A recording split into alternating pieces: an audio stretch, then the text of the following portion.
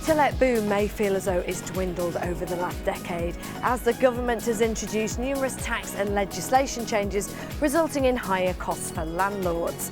Add into that the current rates of inflation hitting a 40-year high, the cost of living crisis and rising interest rates, all in a world gradually emerging from the pandemic. Well, it's easy to see why investors might be feeling a little bit uncertain. But bricks and mortar are still seen by many as a solid long-term asset. An underlying shortage of UK housing, a buoyant rental market, and an increasing international appetite for property investment, which is certainly no longer London-centric, means that demand is clearly alive and kicking. So to lift the roof on the current buy-to-let market, I've come to the GetGround HQ here in Hammersmith to get some answers. Today on APW TV, I'm joined by Chris Frame from GetGround, who's going to give me the lowdown on what these guys are doing here in Hammersmith. Hi Chris, how are you doing? I'm very well, Kate, very well indeed. Thanks for coming down. It's great to meet you, and welcome to Hammersmith. Yeah, thank you. Well, great space here. Love the offices. Just been hearing a little bit about the team, and I know you guys, and you in particular, have got a huge background in the buy-to-let market over the years, and now here at GetGround, you're sort of spearheading everything that's going on here in Hammersmith. Can you just give me a little indication of how you think the climate is at the moment in the buy-to-let market, since the world's all gone bonkers and is coming out the other side again now? It has indeed, it's all gone bonkers. It's funny really, I think a lot of the fundamentals, a lot of the principles actually have remained consistent. I've been involved in the property industry probably for 17, 18 years, on too long probably. Mainly more on the property developer side, working for a couple of developers and moving overseas as well within that. And I think during that 18 years, there's been an awful lot of different challenges that have come through, and a lot of successes as well. And I think today, it's almost a similar scenario to many of the others that have come before. The fundamentals, the principles of the UK property market remain very strong. There's a lot of question marks, or questions, shall we say, from particularly investors when it comes to buy-to-let. Where should I put my money? But interestingly, over that period of time, I think whenever there's been a very buoyant and active market, a lot of investors and a lot of people have focused on UK real estate because there's the opportunity at least to obtain some significant capital growth. And then in slightly more challenging times, particularly around economical climates like today with inflation and things like that, a lot of investors, a lot of people tend to see property as quite a safe investment really, based on the past performance, but again, some of those fundamentals and principles that have existed for many years. Yeah, so just sort of putting the spotlight now on investors, and they're there and they're thinking, right, I want to get a property now, I found it, time to put my money where my mouth is and buy it. That sort of age-old question of, shall I buy the property through a limited company or as a personal private individual? You must hear that all the time. Obviously you help guide people to make the right choice. So how difficult is that? Do you have an easy answer to that question? It's becoming a much more frequently asked question, that's for sure. I mean, a lot of the research we've done would indicate the last couple of years, buy-to-let properties have been bought, 50% of them, using a limited company structure now. There was some recent research done by Paragon Bank indicating that moving forward, it's likely to increase to sort of 62% over the next quarter. And I think there has been a noticeable shift within the marketplace around either the use of a limited company structure or the exploration about whether that is the right thing for an investor to do. A lot of that's been triggered by tax changes, probably most importantly back in 2016, 2017 with regards to mortgage interest tax relief, and that being removed when buying in your own personal name. And that's really brought a lot more focus towards limited company structures. You've then got providers a bit like GetGround and others who offer a much more cost-effective, comprehensive solution than perhaps used to exist. And then a lot of other areas of the marketplace have followed suit, particularly around mortgage financing, conveyancing.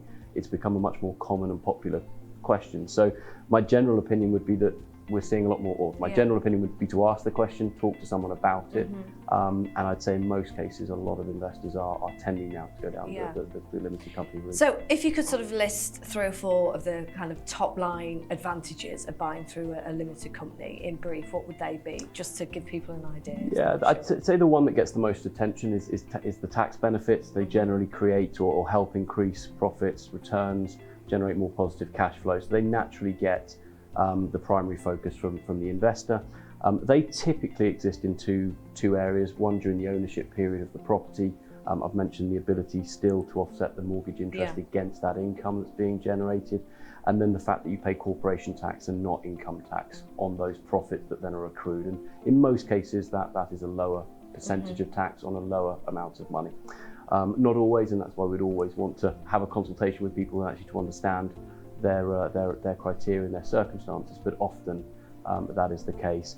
And then moving forward to the sale, there's often, again, lower exit costs when you come to sell. If you're selling the shares, then you tend to pay a lower capital gains tax than you would in your own personal name. And equally, if you do sell the property out of the company, again, you don't become liable for capital gains tax, but instead corporation tax. So they're the sort of headline, probably 4 tax focuses, I'd say, that get a lot of the attention. And I know you sort of touched upon a moment ago, high inflation at the moment. That is obviously a big concern for everybody. And I know some research you guys have done and found that people who'd invested through a limited company, I think it was something like 70 or 80% of them felt better protected against the effects of inflation. So does it kind of slightly future-proof things for people, do you think? Whether future-proof is quite the right word, I definitely think it helps provide a more flexible structure, both in terms of the ownership levels, but also to the way you can hopefully mitigate and move with market changes, particularly those maybe slightly out of control. A lot of investors are looking at limited company structures now by way of, if they can reduce any tax liabilities, greater tax efficiencies to help mitigate increasing energy costs and obviously other costs. And interestingly, in that same research we also found that the majority of landlords want to support and work with their tenants. They want to help them. And they want to help them swallow a lot of the increasing costs that the tenants are facing as well. And again, in many cases, a limited company structure just enables a little bit more protection to the individual, i.e. the investor, but also a little bit more of an ability to be fluid and flexible within the ongoing changes around the marketplace. Okay, and you wouldn't say that it's mainly the sort of professional developers and investors that are just turning to limited companies? I guess if you're a single independent investor, again, that's an option for you as well. Most definitely, and I think that's been one of the biggest focus shifts around the marketplace, probably in the sense that I think previously the prohibitive factors that used to put investors off the use of a limited company structure was typically very high costs and it being a very time-consuming process. Both of those existing during the setup and the creation piece, but also the ongoing management of that company. And a lot of those can now be removed predominantly by the use of technology in our own case, but also by others, and offering a much more cost-effective solution. And what that has actually helped to really do is make the potential benefits of limited company structures more accessible to all investors, not needing to be an investor now that has a certain value of investments under the portfolio, or indeed a certain number of properties held within that. So we've certainly seen an increasing number of single or early stage new landlords using limited company structures.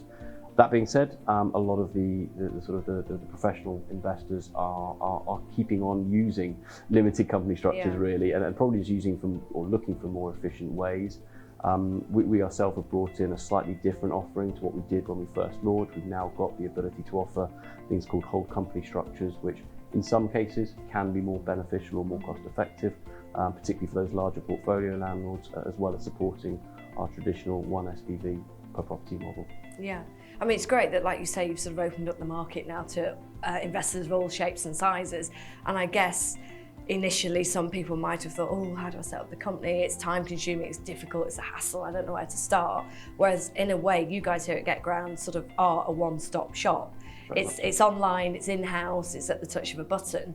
So you're taking all that stress away and providing a huge amount of support. I hope so. I mean, we talk a lot about coming to trying to create a cost-effective solution, but also one that's hassle-free. The setup process, as you rightly say, Kate, can all be done online, remotely. From a customer perspective, that'll take about 20 to 30 minutes. Typically, although I always like to err slightly on the side of the caution, the company will be incorporated within 24 to 48 hours. And at that point, you've got an operational business with all legal documentation, the opening of a financial account as well, to enable that business to actually transact, buy property. And then, as you say, with regards to being a bit of a one-stop shop, we do all of the ongoing financial administration for that limited company structure. So hopefully, trying to remove a lot of the headaches and just the time-consuming nature that limited companies traditionally have, or investors have traditionally experienced using them. And also, surely that specialist support that you can offer to landlords is invaluable, really, isn't it? Again, I hope so. Yeah. We very much try to take the position of an educational-led company. We're really trying to sit in the middle of the buy-to-let marketplace, working with other partners, with other experts who can very much focus in on what they do, but looking to be a supporter to our partners, but principally, of course, to our customers, and to try and make the solution as accessible to everyone as it can be. I think it's the UK property market. Any investment that is being made, regardless of geographical or financial, it's going to be a big amount of money that's being invested. And I think it's then really important that people and investors do look at all the options and the best ways to structure that, to make sure really that they capitalise, hopefully, on the returns that purchase will deliver. Yeah, and you guys can also help people by putting them in touch with agents to even find the right property once you've had that conversation and know what direction people want to move in. We can. We work with a really great network of partners and experts, whether that be finding a property, finding a mortgage, property management services, conveyancing services, and many of those same partners utilise ourselves as well, where we can support them to offer their investors the solution offered by GetGround. It's getting a really nice ripple network effect, really. Yeah. I think there's a lot of partners that are working very closely and working very collaboratively to try and just improve, I think, the buy-to-let marketplace a little bit, to try and bring a little bit more, perhaps, professionalism to it than maybe has previously existed, a bit more regulation, because I think there is a bit more focus on the marketplace now, given the amount of people that are having to rent property in the UK. Yeah, so talking about that sort of network of partners and being able to have the ability to create everything online with you guys, that must have helped internationally with that slice of the market, particularly during COVID. So how has your sort of engagement with international investors, I guess, flourished during that difficult time, and now the ripple effect you're seeing of that moving forward? It has. I think the overseas market was always one where, when I joined the founders at GetGround, was always a key focus for me. Having worked in the Asia Pacific market and overseas before, there's a huge appetite for investment to come into the UK. And I think bizarrely during COVID, as much as that created a lot of challenges, it also created a lot of opportunities for us as a business, because we were able to offer a solution available to those based anywhere, whether that be anywhere in the UK or indeed overseas. We have set up offices both in Singapore and in Hong Kong to support those marketplaces, to support our partner networks in those countries, but also the investors themselves. And I think in hindsight, certainly that's proved a very beneficial setup and a very beneficial thing to have done. And then just enabling these investors the ability to set up limited companies, open up financial accounts from abroad and from overseas, which would have been very problematic, if not impossible, or at least expensive and time-consuming prior to COVID. Yeah. So really then, in short now, what would you say to potential investors that might be watching this, whether they're at home or abroad? What's the next stage for those guys if they're thinking of setting up a limited company? Is it easy for them just to get in touch with you online? Really, really easy to do so. My recommendation would always be to speak to ourselves as early on in the property purchase cycle. I think the earlier the better. Hopefully we can help clarify the situation, we can explain, we can educate around limited company structures, about taxes that may apply when looking to get into the buy-to-let market, and hopefully put people into a position to be confident to then transact. And I think that's a real value that we have been able to add. At any stage though, we're very open to a consultation. All of our consultations are free of charge. We have a team of those in the UK and in some of the overseas offices, as I mentioned. And we'd be delighted to have a quick conversation, review the circumstances, talk a little bit more about who we are, what we do and why we do it, and hopefully to provide them with some information to go away and make an informed decision. Brilliant, perfect. Well, sounds good to me. Thank you very much, Chris, for having a chat. It's been quite enlightening, and I think it'll be really useful for people watching who then want to take the next step and get in touch. Thank you. Fantastic. It's certainly clear to see that GetGround are continuing to hit the ground running in 2022, helping investors get the most out of their property portfolio. If you want more information on the pros and cons of setting up a property holding company, then don't hesitate to get in touch with Chris and the team here at GetGround.